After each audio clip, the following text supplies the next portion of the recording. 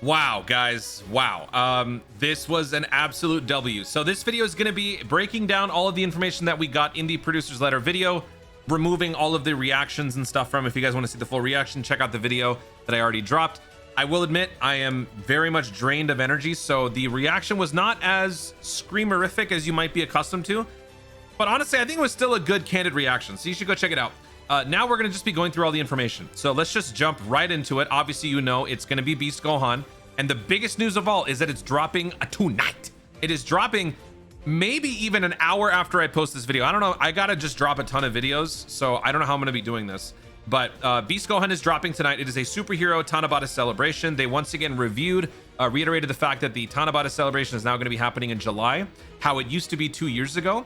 This is going to be happening in late June, and then the Global Dokkan celebration will be happening in late August. That is the new format for how it's going to be moving forward.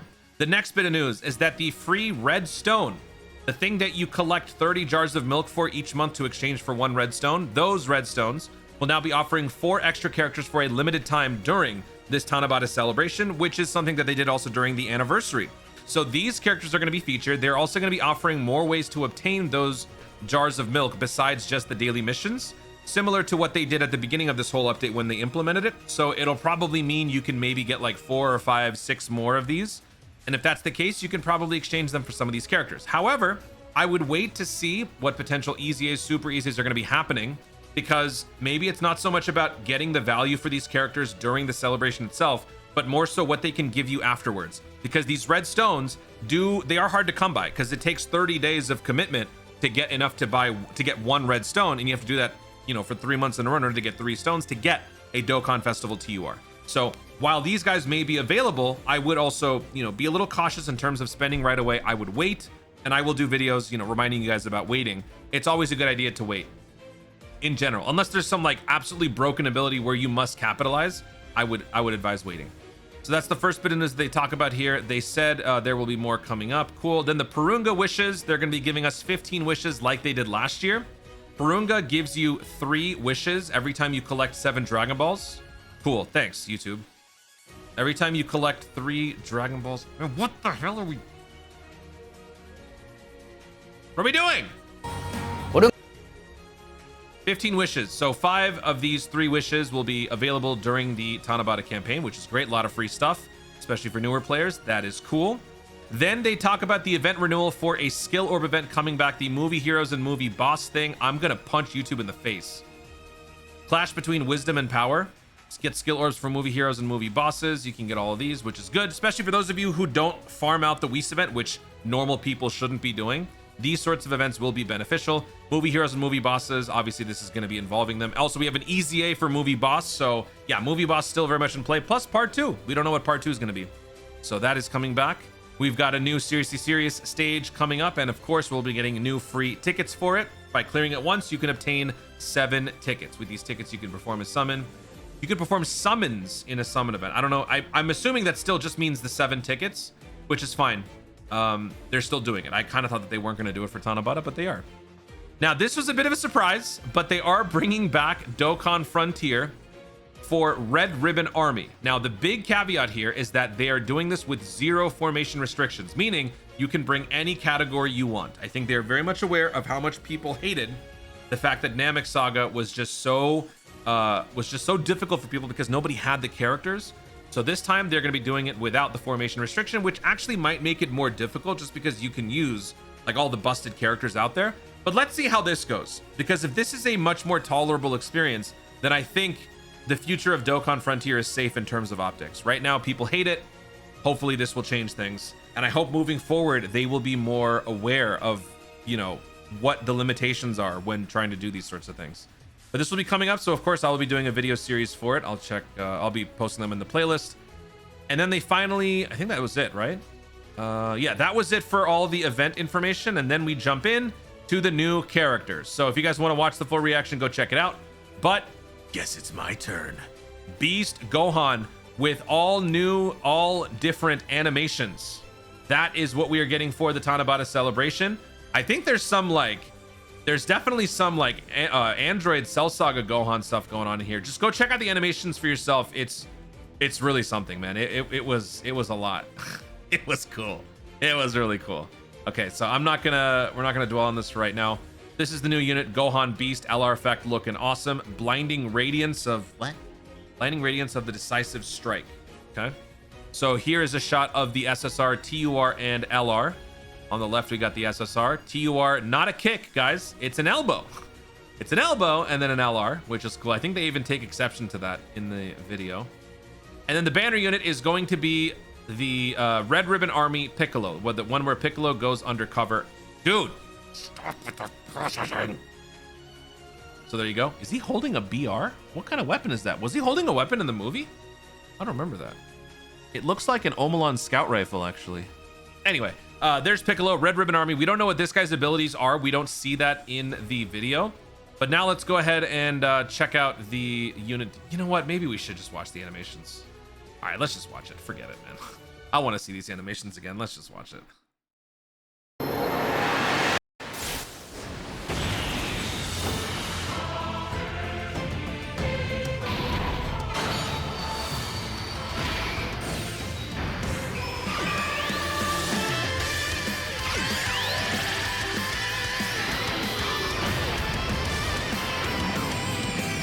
I'll end it right here. Special beam cannon! Dropping tonight, which is insane.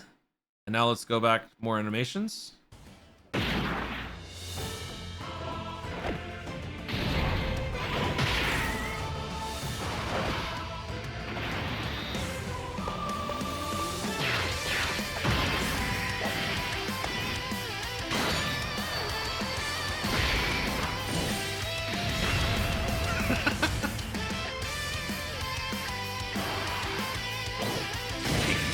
Chance against me. Blue eyes, white dragon.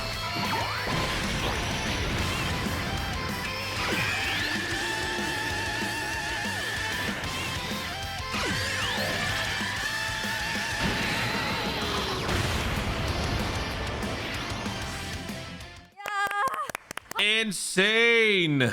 And now we go to the character info. So let's go ahead and briefly just go through this.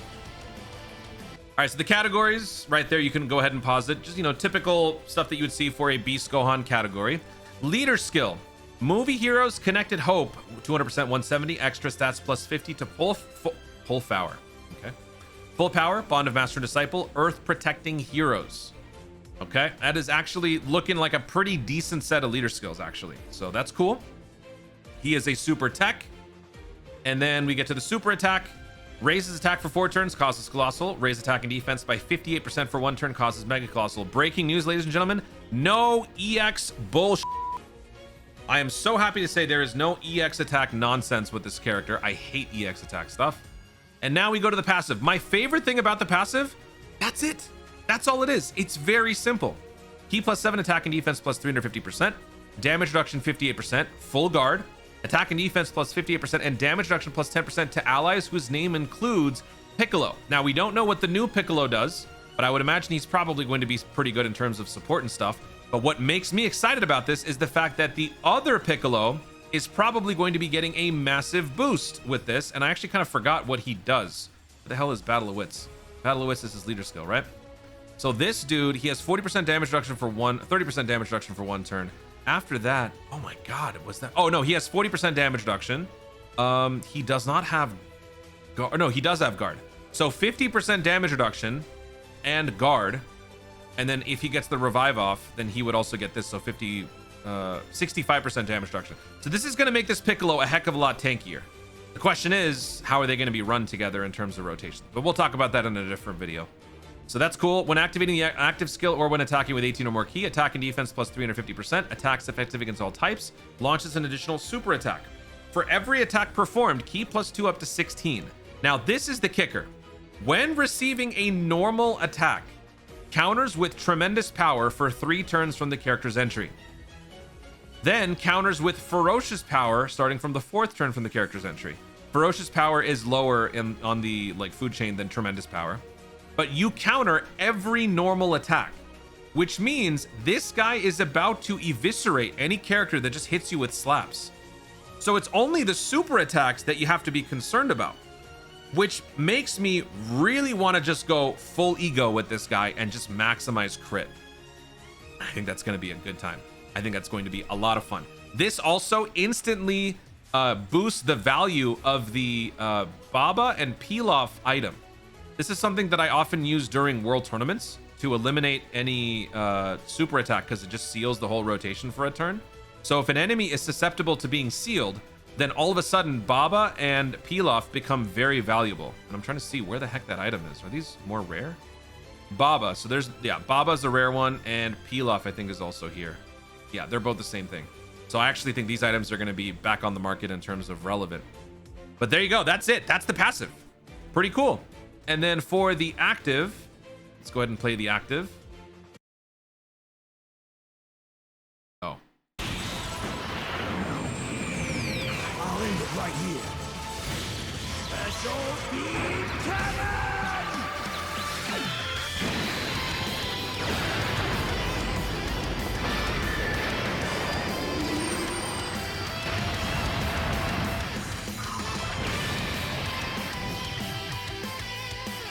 That is the active. Oh my god. Okay. And now let's take a look at the unit info. Okay. Can be activated on the 4th turn from the start of battle, once only. Raises attack by 580% temporarily, causes ultimate damage to the enemy. Defense plus 100% for 1 turn. All allies attacking in the same turn can survive KO attacks for 1 turn up to once per character. Does not stack with passive skill effects. So this character now gives other units the ability to not die. And that is huge. That is a huge, huge boost that is going to come in handy so much on so many challenge events. Now, I'm glad that they explicitly state here it does not stack with other passive effects. So for example, Kai Fighters LR AGL Goku cannot benefit from a second surviving KO. Majin Buu type characters cannot benefit from a second KO.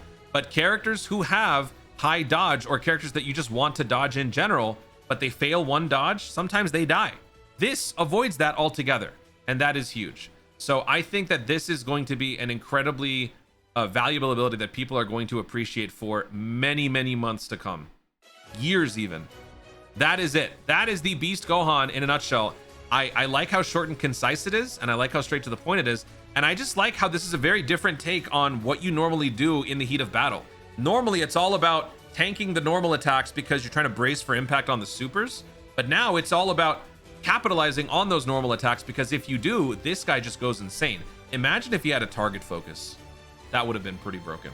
So yeah, let me know what you guys think about the Beast Gohan in the comments down below. I'm going to have to do a best teams video. It's going to be hard to squeeze that in before the summons start. So for those of you wondering where the best teams video is, it's probably going to be delayed by about half a day, because now I got to pull an all-nighter and I got to make all these videos. It's going to be nuts. It's going to be crazy. Moving on to the next thing here. Let's go ahead and check out the rest of this, because that's not all. I mean, that's a huge W, but there's even more. This is what the banner's like front characters look like. You got Daima Super Saiyan 4, you got Super Saiyan 4 Vegeta. The 11th anniversary units are showing up on this banner because Tanabata, that's what typically happens. You got Physical Ultimate Gohan and Tech Orange Piccolo on here as well. 9 of the featured characters can be Dokkan Awakened into LRs. Not just these 5, but 4 other characters. If I were to guess, probably one of the 2 easiest that we're about to take a look at will be included. But this is all going to be starting tonight. They said 2300. So I am recording this at 9 p.m. Less than 2 hours from now, the banner is dropping. Okay, and then we go to the easier information. They are giving us Birdcoo and Cooler. The worldwide 2022 characters are getting their EZAs. And the best part about this, they actually go into the unit info. So let's go ahead and check this out. So this guy, as you guys know, is a defensive stacker permanently. So on the Ultra Super, he massively raises defense, causes Mega Colossal damage to the enemy. For the 12 key, greatly raised attack for 4 turns, causes Mega Colossal damage and greatly lowers defense. The Cooler is the exact opposite of this in terms of like the stat growth, which is really cool. And then for the passive, there's a lot here, so I'm going to go ahead and read through it. Key plus 7 attack and defense plus 259. Attacks effective against all types, guards all attacks. When receiving an attack, defense plus 200%. For every attack received, key plus 2 up to 6, attack plus 59% up to 159. When activating the active skill or when attacking with 18 or more key, attack plus 159. Starting from the 5th turn from the character's entry, damage reduction plus 59% before attacking once only. When HP is 60% or more, attack and defense plus 259. Once only. Launches an additional super attack for 3 turns. That's also a one-time instance. Superclass allies defense plus 59%. Damage reduction plus 70% for 3 turns. After the character or an ally's revival skill is activated, attack and defense plus 259. Launches an additional super attack. 70% chance to crit. After the character's revival skill is activated, damage reduction 40%. Superclass allies attack and defense plus 59% within the character's next attacking turn. Both for standard and survival mode, which means for Dokkan Frontier, when the character or an ally attacking in the same turn. Oh, actually, wait a second. This is different. Okay, so for regular, when a character or an ally attacking in the same turn is KO'd when HP is 59% or less, or KO'd straight up on turn 5, revives with 59% HP. In survival mode in Dokkan Frontier, when the character is KO'd if HP is 59% or less, or KO'd starting from the 5th turn. So this doesn't apply to allies. That's the only difference here. Okay, you would still revive with 59%. That is the Goku. Now moving on to the Cooler. Cooler is the opposite. He is the combo specialist, the attack boosting one. Massively raises attack, causes mega colossal damage to the enemy. Greatly raises defense for 4 turns, causes colossal damage to the enemy, and greatly lowers attack. And then for the passive, activates entrance animation when there's another Terrifying Conquerors or movie boss category ally on the team upon the character's entry. Launches an additional super attack for 4 turns, one time only. Key plus 4, damage reduction plus 30%, plus an additional damage reduction plus 40% before attacking. Medium chance of launching an additional super attack for 1 turn. Key plus 6, attack and defense plus 300%. Launches 3 additional attacks, each of which has a high chance of becoming a super. When the character is the only STR type ally attacking in the turn, defense plus 100%, damage reduction plus 10%. Very unique new restriction. I like it. When activating the active skill or when attacking with 24 key, attack plus 100%. For every attack performed, key plus 2 up to 10, attack and defense plus 25% up to 200, damage reduction plus 5% up to 30%. After performing 7 attacks in battle, launches an additional super attack. This guy makes the Terrifying Conquerors movie boss teams that we sort of built up from the last celebration that much better. And dare I say, this could be now, we could be looking at a new top tier team. This is just one of those things where like you're not able to necessarily keep up with all the characters, but this guy is going to be a good anchor moving forward for Wicked Bloodline, Terrifying Conqueror movie bosses, if you guys are kind of starting the build here instead of during the previous celebration, because a lot of people just couldn't afford to do that. But these two EZAs are looking very good. So I don't know when these guys are necessarily going to be coming out. The data download will confirm when that is. If I were to guess, probably a couple of days after, but we'll see what time it drops. All right, moving on to the next bit of news. They do the Dragonstone giveaway thing. So this is actually a pretty cool thing that they did. Basically, a Dokkan image will very quickly just speed by the two of them, and they have to guess what it was. So the first one was, I think, Int Hercule. The second one was AGL Metal Cooler. The third one was Int Pan. So because of that, we got 15 Dragonstones. I don't know if that was necessarily the whole thing. Maybe they had to speed it up. Maybe there was going to be more. Maybe there was going to be less. But there, we got some free stones for that. That should be dropping later on. So we'll be looking forward to that. And then this is where we get to some really cool new updates. So there's an incoming update for the global side, 6.4.0, and we were wondering why only global got that information. It's because moving forward, they are trying to make it so that both global and JP get updates closer to the same point. They are very much aware of the issues that players had about the fact that global was getting stuff later, so they are trying to make it as close as possible. So that was a really, really cool thing that they talked about. That is a new policy that's going to be adjusting in their update schedule. And then they talked about other quality of life changes they're going to be doing. For characters that have repeat super attacks, like for example, Daima Super Saiyan 3 Vegeta, this new update is going to be really cool. So if a character's super attack is happening 4 to 5 times, they are going to be allowing you to have the option to abbreviate those super attacks. I don't know if necessarily saying skip is the right thing to do here. I think abbreviate is a better word to use. So for example, for Daima Super Saiyan 3 Vegeta, his first super attack is an Ultra Super, which only happens once. So you're going to see that animation all the way through fully, right? Then after that, you get the EX attack. The EX attack is going to play once fully because that's how you have your animation settings set.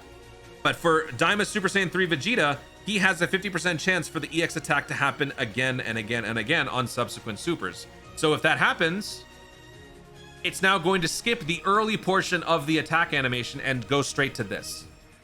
So they're basically just increasing the flow. They're kind of shortening the time between like actions, and they're just making it go a little bit faster. They're streamlining the process. Now, me personally, I never really cared about this being implemented, but I do like that they have this option now, because some players would just prefer to see it go a little bit faster. So that's this new update that they're going to be dropping. It'll be an option that you can toggle in the options menu, which is really, really cool. And then there was another bit of news that they were going to talk about. Yes, so they're going to be changing Ultimate Clash in terms of how you're able to assemble your team, because now when you select your leader skills on the left, they're going to be organizing characters based on compatibility. The full compatibility characters will be ordered up at the top. And this is something that I have been dying for them to do, and they're finally doing it. I don't know if this is just, I think this is just going to be in Clash for now, but maybe eventually they will extend this to just everything in general. But you can see here, it shows plus 300%, plus 300%. It's showing like how much percentage you're actually getting, which is great, because this will allow for a much more easy time in terms of building up your teams. This is where resources like Dokkan Database and Dokkan Stats, Dokkan Info have been so great, because they give you some of those features on the websites. But I've always wanted this to be something that happens in the game itself.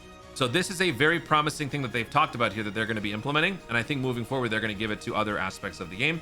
Also, in terms of Ultimate Clash, no more participant selection will be needed when attempting Clash, meaning you can bring your entire, like you can actually choose from your entire box, which I think that's what that means. It shows here, wait, what? It shows 112 here. No more participant selection when attempting Ultimate Clash. New recruited characters will be easier to use. You know what? Actually, I think what this means is, yeah, you just have to select the teams from the box itself. You don't have to make a special 112 team. Yeah, that's what it is. So it's just making the Ultimate Clash like team building process easier, which is better for newer players. Veteran Dokkanners probably isn't as much of an issue. But that is pretty much it. Everything in a nutshell for this big producer's letter video. It was a very good one, man. Geppy, actually, like, we owe Geppy an apology. These are some really cool things that he's adding. The animations look awesome. The character's design is simple yet effective, very powerful. And I think if we go full ego on this beast Gohan, he is going to wreck house.